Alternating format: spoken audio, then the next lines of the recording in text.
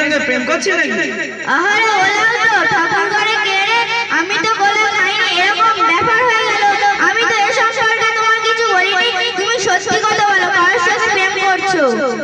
এই ছেলে মুখ সামলে কথা বল, একদম উল্টো পাল্টা বলিস না। হ্যাঁ, আমি যা বলছো উল্টো পাল্টা বলছো, তুমি যা করছো ঠিক করছো।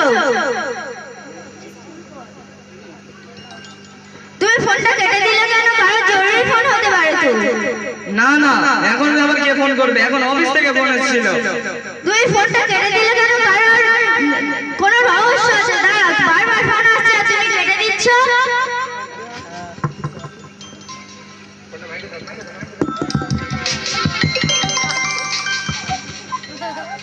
এই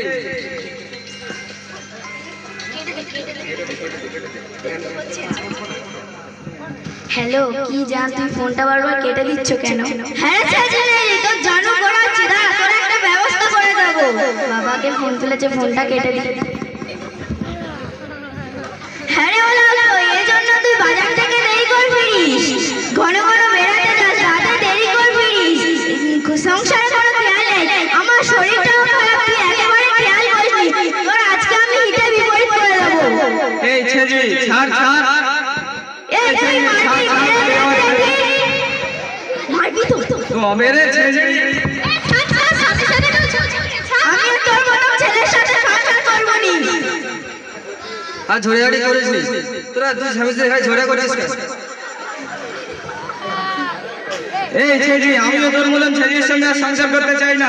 আমিও তোকে 3 তালাক দিলাম। তালাক তালাক তালাক। এই যা, আর ঝগড়াঝড়ি করিনি, যা হওয়ার হয়ে গিয়েছে। তুই কিরম বাজার করেছিস? যা গিয়ে খাওয়া করে নিয়ে যা।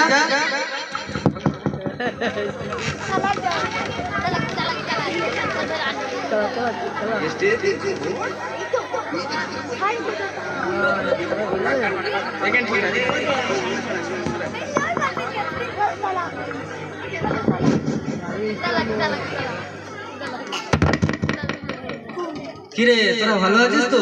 সংসারবাদী ভালো চলছে? আর ঝড়ঝড়ি করিস না তো? না না, আল্লাহর রহমতে আমাদের সংসারবাদী ভালো চলছে। 6-7 মাস যাবত কোনো ঝগড়াঝাটি হয়নি। আল্লাহর রহমতে ভালোভাবে চলছে। যাক, আল্লাহর রহমতে তোরা ভালো আছিস, শুনে খুব খুশি হলাম।